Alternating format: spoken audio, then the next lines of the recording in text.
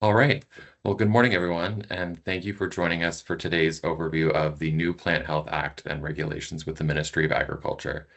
My name is Adam Brome, and I'm a Strategic Communications Advisor with SARM. A few items to note before we get started are the webinar will be recorded, and copies of both the recording and the presentation will be distributed by email to all attendees following the webinar.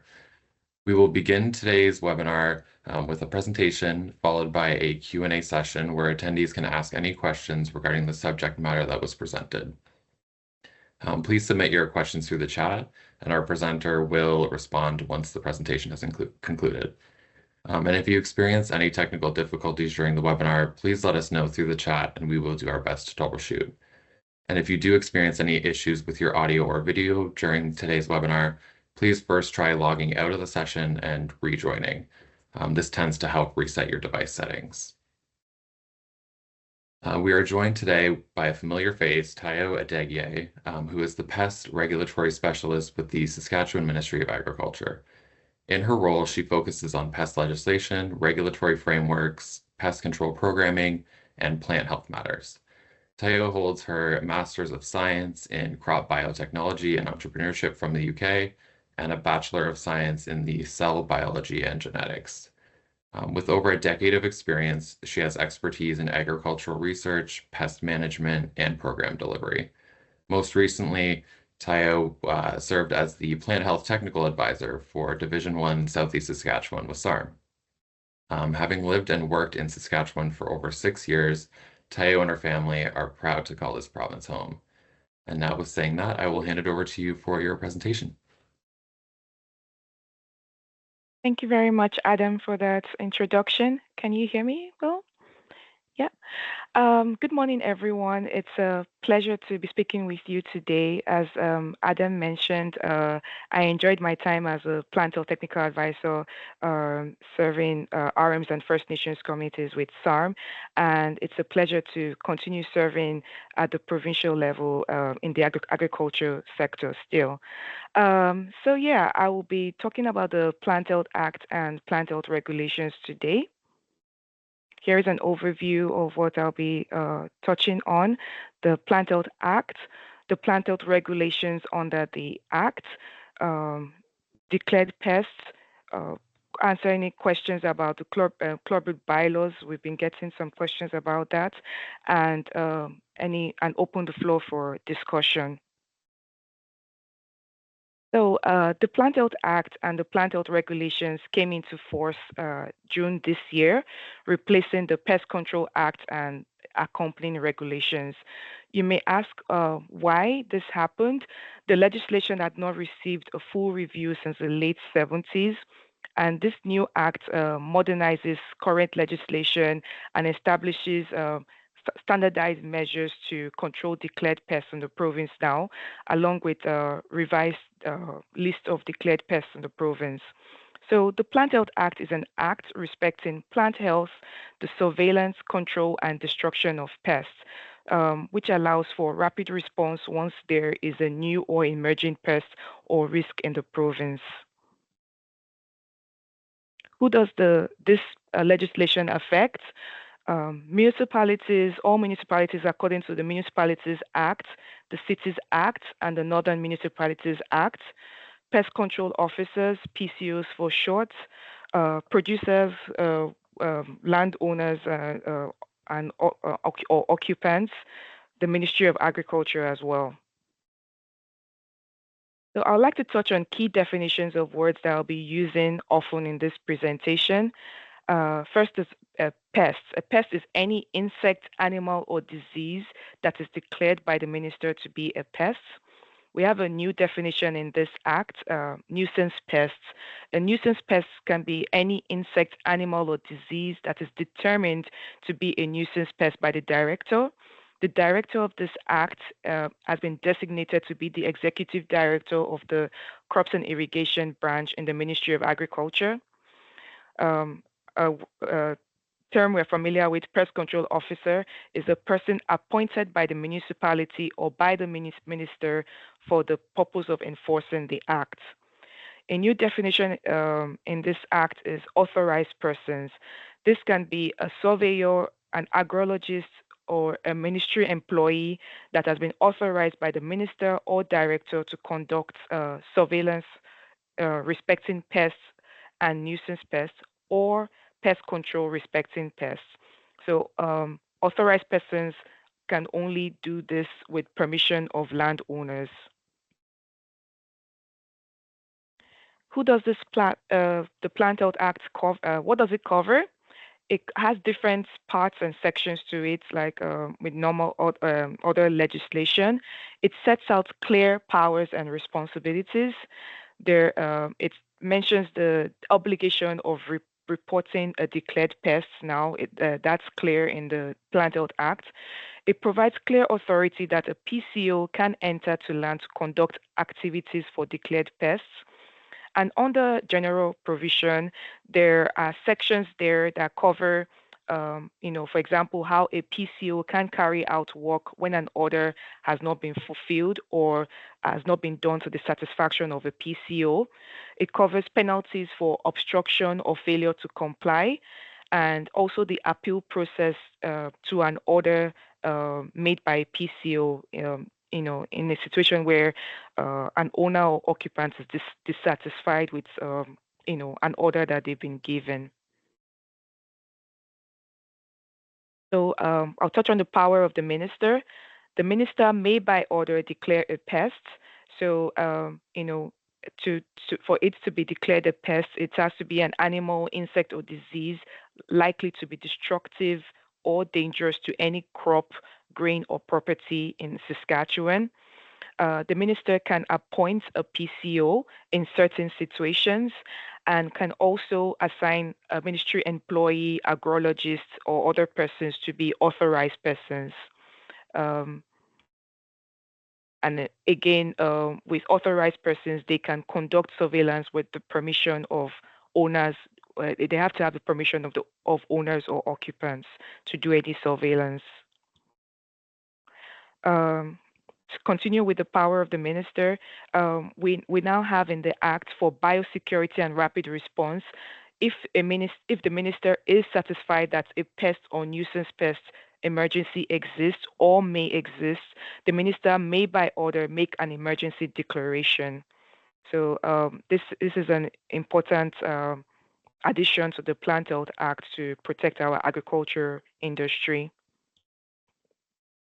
What are the duties of the director? The director, like I mentioned, is the executive director of the Crops and Irrigation branch with the Ministry of Agriculture. The director assists in the administration of the act, conducts duties that the minister may direct, and the director determines the nuisance pests in Saskatchewan. We have a nuisance pest list that is reviewed annually, and this nuisance pest list aligns with the Ministry of Agriculture's pest surveillance priorities, which are all, again, permission-based in the province, permission-based surveys in the province. What are the powers that RMs have? RMs may appoint PCOs to enforce the act and regulations within the municipalities. This new to this act is that this can now be an administrative task. So RMs no longer need to wait. You don't longer need to wait for a council meeting for an appointment of a PCO to be done. RMs should notify the director of all appointments and terminations, and typically you would receive an acknowledgement letter back in response for sending us those letters for appointments and terminations.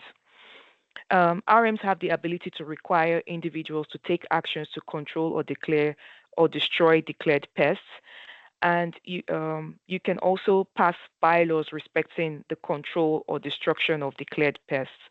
This will cover materials, distribution, and enforcement. You can amend or repeal these bylaws. We do ask that residents are always notified, as well as the director in the Ministry of Agriculture. Agreements can be made between an agreement or agreements can be made between municipalities. So this is a joint effort to, tackle the control or destruction of pests in the area. So that's also possible. What powers do pest control officers have? The Act provides clear authority that a PCO can enter on any land, premises, besides dwelling houses to conduct activities for pests. This can include investigating all infestations of pests, complaints that may come their way or to the RM office. They can sample plant materials, soil, and they can conduct enforcement. A PCO will hold office until December 31st in the year the appointment was made. I also wanted to touch on, situation where an urban municipality has not appointed a PCO. The PCO appointed by the RM that borders that urban municipality may exercise in that urban municipality all powers conferred by the Act. In a situation where more than one RM borders an urban municipality, it is the RM with the largest common boundary and an appointed PCO that may exercise powers in the urban municipality.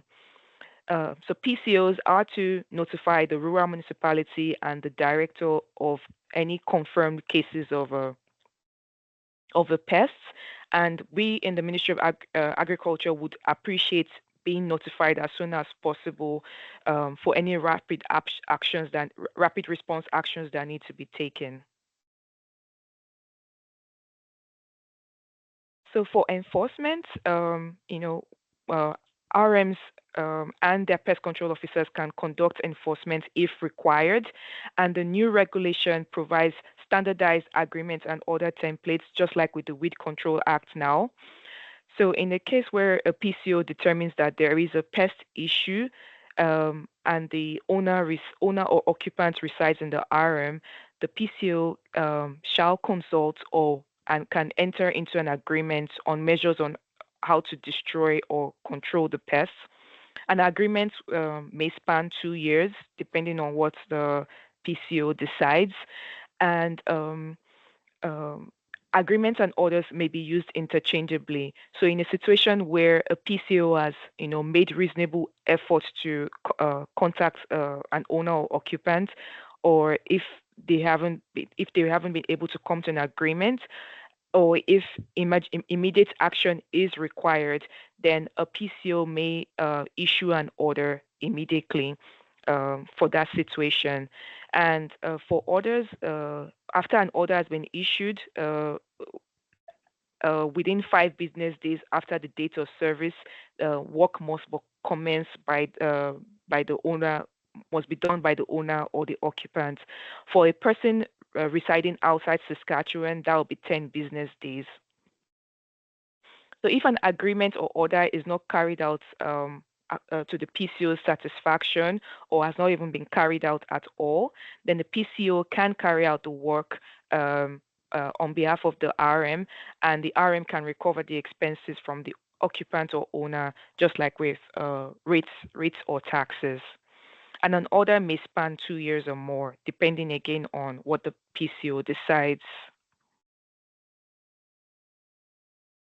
So RM administrators should have received the agreement and order templates from your plant health technical advisors. If not, you can reach out to me for them as well. These are just this is just to show you the first pages of how the agreement and order templates look like.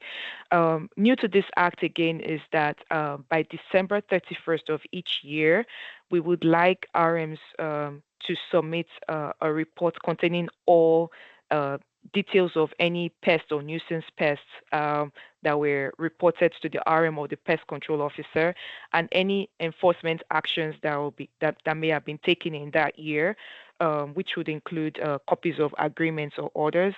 This is to allow us to have a province-wide status of pests and nuisance pests in the province, and it will contribute to decision making for policies and research investment priorities. So, yeah. And then for owners and occupants, they have a duty to control, destroy, and prevent the spread of pests on their land. And this is the same for crops, seed, or other matter that can spread the pests. Uh, owners and occupants have a duty now to notify the director, municipality, or pest control officer of any pest that they find on their land within 5 business days. And if this pests notification just comes the way of the RM or PCO, we would appreciate again being informed as soon as possible in the Ministry of Agriculture for any rapid response actions that we can take to stop the spread of the pests. With the Pest Control Act, it had 3 accompanying regulations. Those were the pest declaration regulation, the late blight control regulations, and the bacterial ring growth regulations.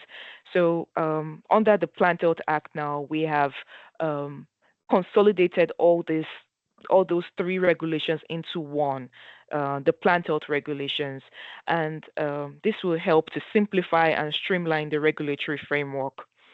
The plant health regulations has provisions that contribute to the control and declare of pests in the province. So under the plant health regulations is where you find the list of declared pests in the province. You'll find there the agreement and other templates that I mentioned just now.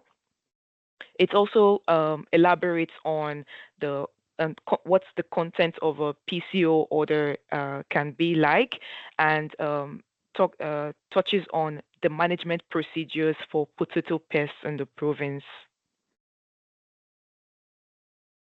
This is the current list of declared pests that we have in the province. We have 3 potato diseases listed here: bacterial ring growth, late blight, and new to this list is potato wart. We also have fur pigs and brown or Norway rats listed in the list on the list.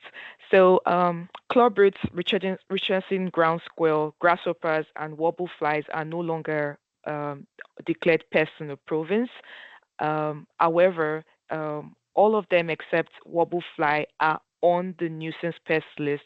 So if you remember my definition of nuisance pest, it's anything that the director determines to be a nuisance pest in Saskatchewan. So whether a pest or a nuisance pest, the ministry is fully committed to supporting surveillance, research, and extension efforts to mitigate their impact. For example, for Richardson ground squares, we have the well-utilized gopher control program that SARM administers on behalf of the Ministry of Agriculture. It's a 50-50 cost share rebate program that RMs and First Nations communities can use for registered gopher control products and rattle platforms. This year, we had, it was also well utilized this year. We had about 186 RMs and 5 First Nations communities make use of the gopher control program this year. So I'll touch briefly on the pests that are on the declared list. First are the potato diseases. The bacterial ring growth and late blight can pose significant threats to the potato industry. It can lead to economic losses. This kind of diseases can spread rapidly, and it could lead to trade disruptions. So that's why they're on the list. Under the plant health regulations, we have standardized control and prevention measures, such as potato producers can only use certified seed. There needs to be planting records kept for 3 years. And cull potatoes, which are unmarketable potatoes or discarded potatoes, need to be disposed of by June 15 of each year. Potato producers can't can't grow potatoes in fields that have fields that are where the pathogen of the potato disease have been detected. So, and then we also have cleaning and disinfection procedures that need to be followed. Bacterial ring growth and late blight have not been detected in the province for over 10 years, and we like it that way. Potato wart has never been detected in Saskatchewan. So yeah, that's it about potato diseases. The brown Norway rat. This is, it's an important pest, and that's why it's still on the list. We have seen populations go down, and it is due to the work of pest control officers in their jurisdiction. The provincial infestation rate has reduced from 2.4% in 2018 to 1.34% this year. So, for 2023 to 2024, the rate is 1.34%, and so that's great. The Ministry of Agriculture will continue to support the rat control through the Sustainable Cap Rat Control Program. So that is funded with $1.2 million every year, and SARM administers this program on behalf of the province. Feral pigs are on the list because they can cause damage to crops, resulting in economic losses for producers. They can also be a vector for African swine fever, and this can affect our other related industries like food processing and distribution. So that's why it's on the list. Saskatchewan Crop Insurance Corporation is the organization responsible for controlling feral pigs in Saskatchewan. This includes trapping, baiting, and all of this cannot be done without permission from the producer to access land for control. SCIC does ask that reports of sightings be reported through their web page. On their web page, they have a reporting form there that can be used, or you can call 1-833 pig spots. So I do know that it is people can shoot feral pigs. They are allowed to do that, but it's not advisable to do that because it breaks apart the sounder of pigs, the group of pigs, and pigs are smart. They will adapt to that situation and keep spreading. They reproduce really quick, so it's just best if you can report this sightings to SCIC and allow them access to get rid of the sounder of pigs at once. Rural municipalities have power to take action to control pigs. Under the Plant Health Act, reporting is required. So that reporting, if a PCO cites a feral pig, the RM, you can, preferably put in those report those sightings to SCIC, or you can let me or the Ministry of Agriculture know about that, and we can forward those sightings to SCIC as well. Appointed pest control officers have the authority to access land to monitor feral pigs. So if a PCO wants to set up traps, use cameras, or use a bait, they can, but they need a special license issued by the Ministry of Environment. And then in a situation where SCIC isn't doing this for you, then RMs will have to cover the cost if they would like to do the control themselves. So I wanted to touch briefly on club root bylaws. Since PCOs are appointed to enforce the legislation on only declared pests, there are portions of the club root bylaws that will no longer be enforceable because club root is no longer a declared pest in the province. So RMs can repeal bylaws under the Municipalities Act if they choose to, but there's no obligation to do so. And according to the Ministry of Government Relations, RMs have the broad authority to pass bylaws for pests, anything you find necessary for the municipality based on Section 8 of the Municipalities Act. They do ask that you seek legal advice for on any of those kind of proposed bylaws so that it adheres to all applicable provincial and federal laws, especially if enforcement is required. So plant health technical advisors are boots on ground in each of the divisions. They are available to provide technical advice, program support, and training opportunities to RMs and First Nations communities that deal with agricultural crop pests and designated weeds. I covered weeds here with the contact list, sorry. So there are 6 plant health technical advisors for each division of each division in the province, and they play a huge role in the pest surveys that the Ministry of Agriculture conducts every year. We could not do it without them, so a big thank you to the plant health technical advisors.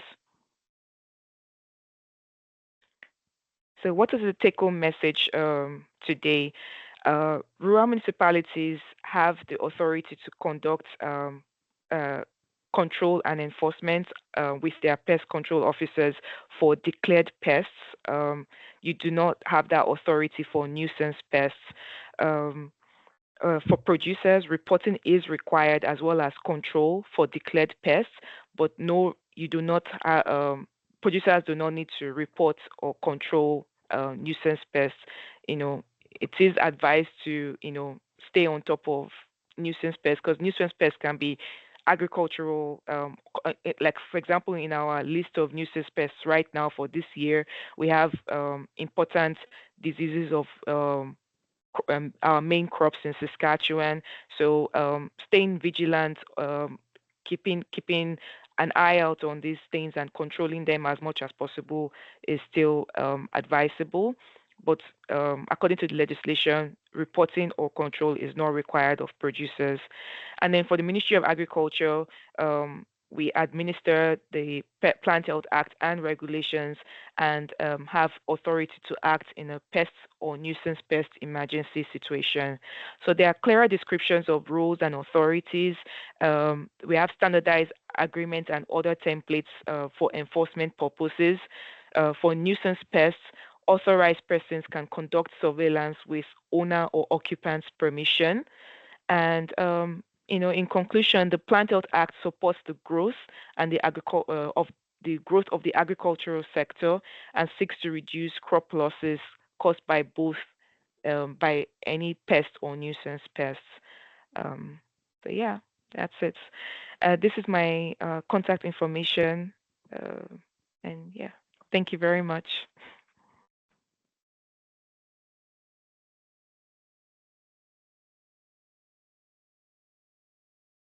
Awesome. Thanks so much, Tayo, for the presentation. Lots of good information in there. And we'll now open it up for questions. If anyone has questions about the presentation, about the Plant Health Act, or the regulations, please submit those through the chat now.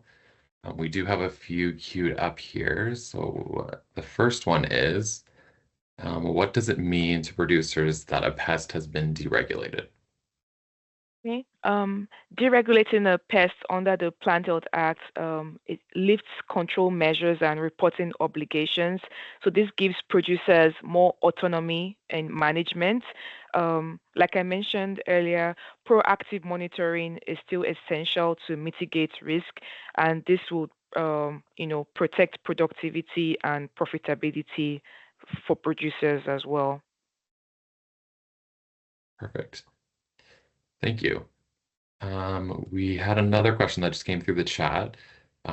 Does this act replace the Weed Control Act, or does it just replace the Pest Control Act?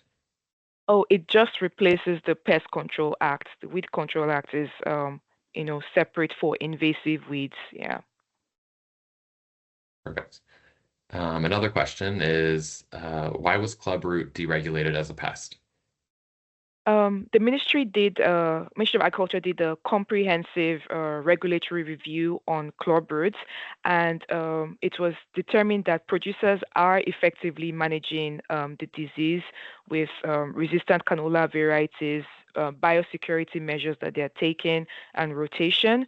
So the ministry's focus is shifting to research, extension, and surveillance, and the focus is working with producers in a transparent and rapid response with rapid response to tackle any issues that may arise with club roots. So an integrated management approach will always be is going to be more effective than regulating club roots. Yeah. Perfect. Thanks, Tayo. we have another question here. And again, if anyone has any questions for Teo, please let us know through the chat. You can also reach out to her offline. We'll make sure to include her contact details in our follow-up emails. We do have one more question, and it's what happens if a producer signed a clubroot management agreement? Oh, since clubroot is no longer a declared pest and under the Plant Health Act, the management agreements are no longer enforceable in Saskatchewan. Okay, perfect. I don't see any more questions coming through the chat. So yeah, I guess it's going to be a short and sweet session today. Oh, sorry, one just came through. We'll cover that before we end it. So it says, is the Pest Control Products of Saskatchewan Act still good? Yes, that's still good. Yeah. Perfect. And again, if anyone has any questions for Tao offline, we'll make sure to include her contact information in our follow-up email. Teo, thanks again for taking the time to give an overview of the new legislation to our members. I'm sure they found it all super helpful. And again, we have recorded this session and we will post it on our website. So if anyone did miss the session, they'll be able to watch that afterwards. We'll also distribute a copy of the slideshow presentation to everyone who was on the call. And thank you to the participants who attended today. I hope you found the information valuable. And we will, again, make sure to send out some further information in the coming days. So watch out for that. Thanks again, everyone, and have a great day. Thank you. Thank you for your attention.